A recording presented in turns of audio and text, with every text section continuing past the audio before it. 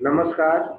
औद्योगिक प्रशिक्षण संस्थानों के व्यवसाय वेल्डर की पाठ्य चर्चा में अंकित प्रसंग सोल्डरिंग और ब्रेजिंग पर मैं आज आपको प्रशिक्षण प्रदान करूंगा।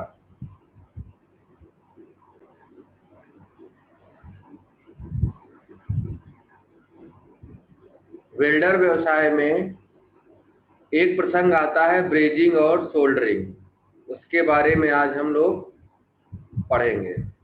तो सबसे पहले बात क्या है कि ब्रेजिंग होता क्या है और सोल्डरिंग होता क्या है। तो ब्रेजिंग में हम दो मेटल्स को आपस में जोड़ते हैं, जैसा कि हम लोग वेल्डिंग में भी करते हैं। लेकिन ब्रेजिंग में क्या है, मेन चीज फिलर मेटल, मतलब दो जो मेटल्स को हम जोड़ रहे हैं तो उनके बीच में जो एक पिघला हुआ पदार्थ जो हम उन दोनों को जोड़ने के लिए प्रयोग करते हैं ब्रेजिंग में, उसका तापमान जिसे हम जोड़ रहे हैं उसके गलनांक के तापमान से कम होता है। और मोटे तौर पे कहा जाए तो ब्रेजिंग जो होता है, ब्रेजिंग का प्रोसेस वह 450 डिग्री सेंटीग्रेड के ऊपर के तापमान पर होता है। अगर एक शब्द में बोला जाए, brazing is a joining of metals through the use of heat and a filler metal whose melting temperature is above 450 degree centigrade but below the melting point of the metal being joined। मतलब कहने का क्या है कि जो हम metal जोड़ रहे हैं उसके गलनांक से फिलर मेटल का गलनांक कम होगा, जो कि जब हम लोग वेल्डिंग करते थे उसमें ऐसा नहीं था। उसमें फिलर मेटल और जो पेरेंट मेटल या जो मुख्य मेटल जिन्हें हम जोड़ रहे हैं उन दोनों का गलनांक लगभग सेम या फिलर मेटल का गलनांक थोड़ा सा ज्यादा रहता था। अब हम कंपेयर करेंगे वेल्डिंग और ब्रेजिंग की प्रोसेसेस को। तो इसमें सबसे जो पहली बात आती है कि जो ब्रेजिंग एलॉय जिसके माध्यम से हम ब्रेजिंग कर रहे हैं या जो फिलर मेटल उसमें हम डाल रहे हैं, ये हमारे बेस मेटल मतलब जिसको हम जोड़ रहे हैं उससे अलग रहता है। दूसरी बात, जो इसकी स्ट्रेंथ होती है ब्रेजिंग एलॉय की, ये बेस मेटल जिसे जोड़ा जा रहा है उससे कम होती है। मतलब ब्रेजिंग एलॉय की स्ट्रेंथ उसके बेस मेटल से कम होती है। तीसरा मुख्य पॉइंट क्या है, the melting point of the brazing alloy is lower than the base metal so that the base metal is not melted. मतलब क्या है कि ब्रेजिंग प्रोसेस में जो भी मेटल हम जोड़ रहे हैं वो नहीं पिघलता। क्यों नहीं पिघलता? क्योंकि जो ब्रेजिंग एलॉय है जो कि उन दोनों के बीच में जोड़ने में कार्य कर रहा है, उसका गलनांक बेस मेटल के गलनांक से कम होता है। तो निश्चित बात है ब्रेजिंग एलॉय गल के दोनों के बीच में पहुंच के दोनों पेरेंट मेटल या मुख्य मेटल को जोड़ देगा, लेकिन जो हमारा मुख्य मेटल या बेस मेटल है वो नहीं पिघलेगा। चौथा क्या है, कैपिलरी एक्शन। जैसे कि हम लोग फ्लूइड में पढ़ते हैं कैपिलरी एक्शन या कैपिलरी अट्रैक्शन, जो मोल्टेन फिलर मेटल है और ज्वाइंट के बीच में जो भी हम ये ब्रेजिंग एलॉय जो पिघला हुआ है और वो जो दो मेटल के बीच में जो ये जा रहा है, ये कैपिलरी एक्शन या कैपिलरी अट्रैक्शन के तहत जाता है। और तीसरे और किसके कारण से, due to flow of gravity, गुरुत्वाकर्षण के कारण भी जो ये मोल्टेन मेटल है उन दोनों ज्वाइंट्स के बीच, उन दोनों जो मुख्य मेटल है जिन्हें जोड़ा जाना है उसके बीच में जाता है। फिर अब ब्रेजिंग प्रोसेस है, तो ब्रेजिंग प्रोसेस के बहुत सारे लाभ या फायदे हैं। जैसे कि ब्रेजिंग में हम लगभग हर मेटल्स को जोड़ सकते हैं। ये मुख्यतः जिसे बोला जाता है ज्यादातर ब्रेजिंग प्रोसेस जो डिसिमिलर मेटल्स हैं, मतलब जो दो मेटल आपस में समान नहीं है, मतलब दो अलग अलग मेटल्स को अगर हमें जोड़ना है तो हम ब्रेजिंग प्रोसेस का प्रयोग करेंगे। तीसरा क्या है, क्विक एंड इकोनॉमिकल, मतलब जो ब्रेजिंग प्रोसेस है ये हमारी जल्दी होती है और इकोनॉमिकल है। चौथा, इसका फायदा क्या है? ब्रेजिंग प्रोसेस में जो डिफेक्ट होते हैं वो बहुत ही कम होते हैं। तो मोटे तौर पे हम क्या कह सकते हैं कि ब्रेजिंग हम किसी भी प्रकार के मेटल्स को जोड़ सकते हैं। डिसिमिलर मेटल्स को जोड़ने के लिए बहुत अच्छा है, ये प्रोसेस बहुत जल्दी और इकोनॉमिकल है। और चौथा, इसमें डिफेक्ट कम होते हैं। फिर brazing metals are typically alloy such as, मतलब जो ब्रेजिंग मेटल्स मतलब जो भी हम दो सिमिलर मेटल या डिसिमिलर मेटल के बीच में जो हम ज्वाइंट बना रहे हैं जिसमें हम ब्रेजिंग एलॉय गला के डालते हैं जोड़ने के लिए, वो कौन कौन से हैं? जैसे ब्रेजिंग ब्रास, इसमें क्या होता है 60% कॉपर और 40% जिंक होता है। फिर मैग्नीज ब्रॉन्ज, ये भी एक ब्रेजिंग एलॉय है। निकिल सिल्वर, ये भी हम ब्रेजिंग के लिए प्रयोग करते हैं। कॉपर सिलिकॉन का भी प्रयोग करते हैं, सिल्वर एलॉय का भी प्रयोग करते हैं और कॉपर फास्फोरस का भी प्रयोग करते हैं। कुल मिला के मोटे तौर पर यह समझा जाए कि जो भी हमारे ब्रेजिंग एलॉय हैं उनमें brazing brass, manganese bronze, nickel silver, copper silicon, silver alloy और कॉपर फास्फोरस हैं। इन्हें हम ब्रेजिंग एलॉय के रूप में प्रयोग करते हैं। फिर बात आती है ब्रेजिंग करने से पहले क्या क्या चीजें हम करें। तो सबसे पहले जो भी दो मेटल्स को हमें जोड़ना है, एक्सट्रीमली क्लीन सरफेस नीडेड, मतलब उन दोनों सरफेसेस को पूर्ण रूप से साफ करना चाहिए, जो कि लगभग हर वेल्डिंग प्रोसेस, चाहे सोल्डरिंग चाहे ब्रेजिंग, सब में हम इस चीज का ध्यान रखते हैं कि हमें सरफेस जो भी हमें जोड़ना है, सरफेस प्रिपरेशन या वेल्ड प्रिपरेशन या ब्रॉन्ज प्रिपरेशन की जाए। फिर क्या है, अब हम ब्रेजिंग में कौन कौन से फ्लक्स या यूज करते हैं। तो कौन है flux used are combination of borax, boric acid, fluoride, tetraborates and other wetting agent. Wetting agent मतलब जो छूने पे चिपचिपे हों, उनका प्रयोग फ्लक्स के रूप में हम जब ब्रेजिंग करते हैं तो प्रयोग किया जाता है। फिर अब फ्लक्स में, ब्रेजिंग फ्लक्स में पॉपुलर कंपोजिशन है 75% borax and 25% boric acid. Sodium cyanide is used in brazing tungsten to copper.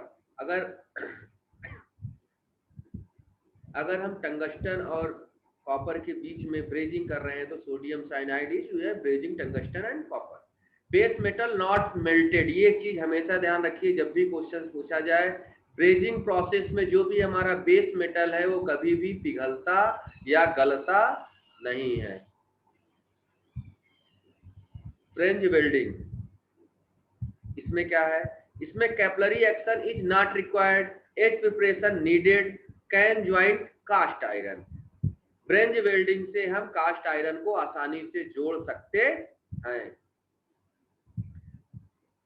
अब कैसे होता है आप देख सकते हैं, कास्ट आयरन या ब्रेंज वेल्डिंग आप इसमें देख रहे हैं। इसमें एक फिलर मेटल जैसा कि स्लाइड में दिखाया गया है, बगल में एक वेल्डिंग टॉर्च है, नीचे बेस मेटल है और वेल्डिंग टॉर्च और फिलर मेटल को दोनों को, फिलर मटेरियल इसमें वेल्डिंग टॉर्च से गला के जो बेस मेटल है उसके बीच में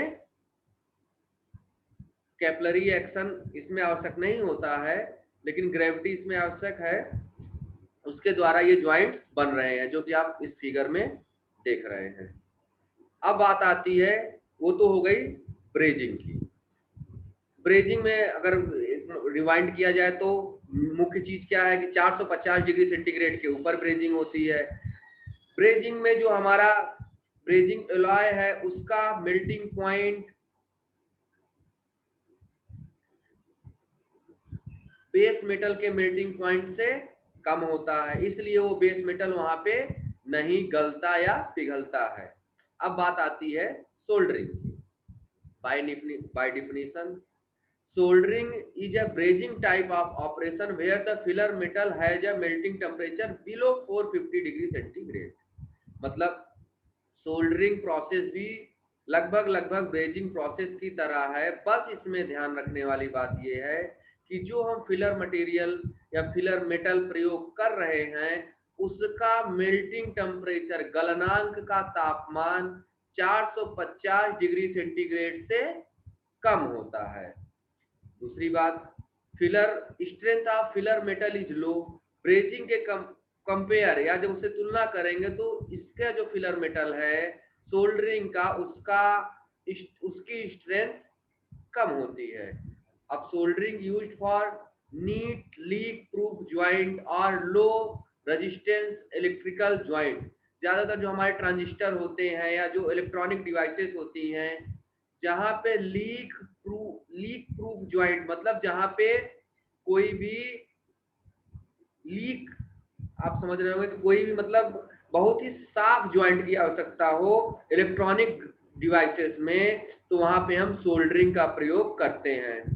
फिर क्या है, not suitable for high temperature application. जहां पे अधिक तापमान होता है जहां पे वहां पे इसका प्रयोग नहीं करते हैं। क्यों? क्योंकि 450 डिग्री सेंटीग्रेड के जैसे ही ऊपर चीजें हुई तो जो भी ज्वाइंट्स है वो ऑटोमेटिकली मेल्ट हो जाएंगे और वो ज्वाइंट नहीं रह जाएंगे, इसलिए ज्यादा तापमान में इसका प्रयोग सोल्डरिंग का नहीं किया जाता।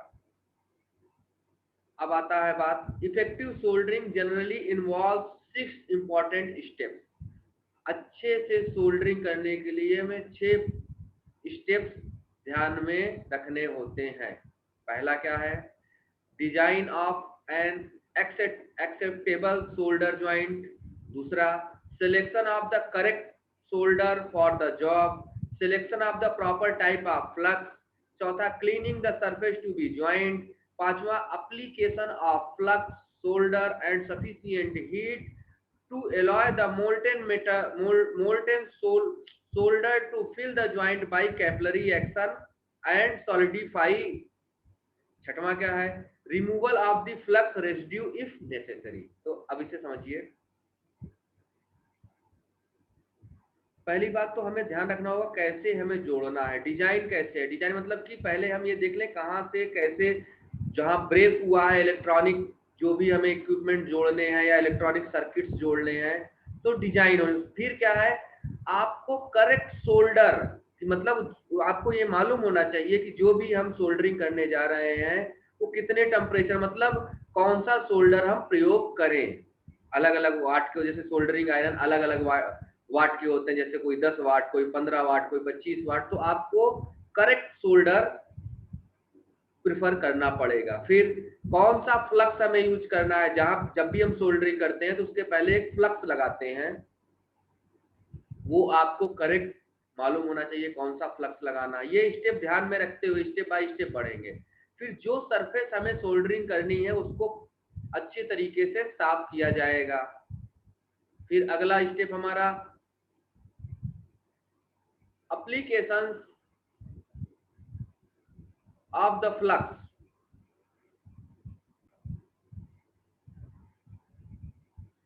जो छठवां पॉइंट है हमारा, removal of the flux residue.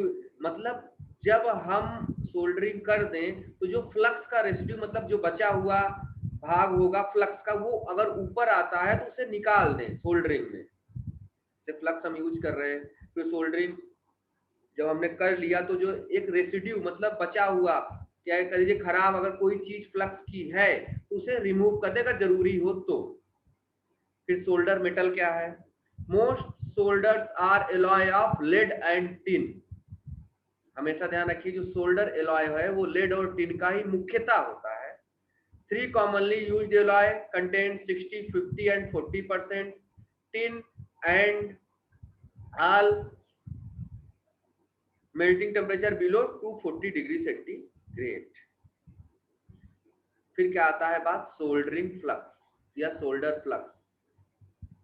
Ammonium chloride और रोजेन फॉर सोल्डरिंग टिन। मतलब क्या है, अगर हम टिन की सोल्डरिंग कर रहे हैं तो उसके लिए हम सोल्डरिंग फ्लक्स यूज करेंगे अमोनियम क्लोराइड या रोजन।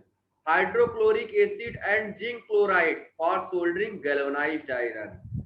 जी, गैल्वेनाइज्ड आयरन की अगर हम सोल्डरिंग कर रहे हैं तो हाइड्रोक्लोरिक एसिड और जिंक क्लोराइड हम एज अ फ्लक्स यूज करेंगे। Some fluxes are corrosive and should be removed after use. मतलब क्या है कि कुछ फ्लक्स कोरोसिव मतलब जो जंग लगता है वो होते हैं, उनको अगर वो यूज किए गए तो जंग लगने का चांस बढ़ जाता है, तो इसलिए जब हम सोल्डरिंग कर लें तो उन्हें रिमूव कर देना चाहिए। Silver solder uses for high temperature service electrical and electronic purpose. Silver solder कहां पे प्रयोग होगा? High temperature service electrical and electronic purpose. फिर क्या है, जब हम ग्रे कास्ट आयरन की सोल्डरिंग और ब्रेजिंग करते हैं, soldering and brazing are difficult for grey cast iron. इसे आप मोटे तौर पे याद कर लीजिए कि ग्रे कास्ट आयरन की जब हम सोल्डरिंग और ब्रेजिंग करते हैं तो डिफिकल्टी आती है। क्यों? Due to surface contamination with high graphite having very low surface energy. कहने का सेंस मोटा मोटा ये है कि जो कास्ट आयरन का जो सरफेस है वो कंटामिनेट मतलब क्षरण होता है with graphite having very low surface, मतलब उसकी जो सरफेस एनर्जी होती है, ये टेक्निकल टर्म है, आप ये समझ लीजिए अगर एक शब्द में कहा जाए तो कि सोल्डरिंग और ब्रेजिंग ग्रे कास्ट आयरन का करना बहुत ही डिफिकल्ट है ड्यू टू ग्रेफाइट। ग्रेफाइट में क्या होता है? Very low surface energy. Thank you, धन्यवाद।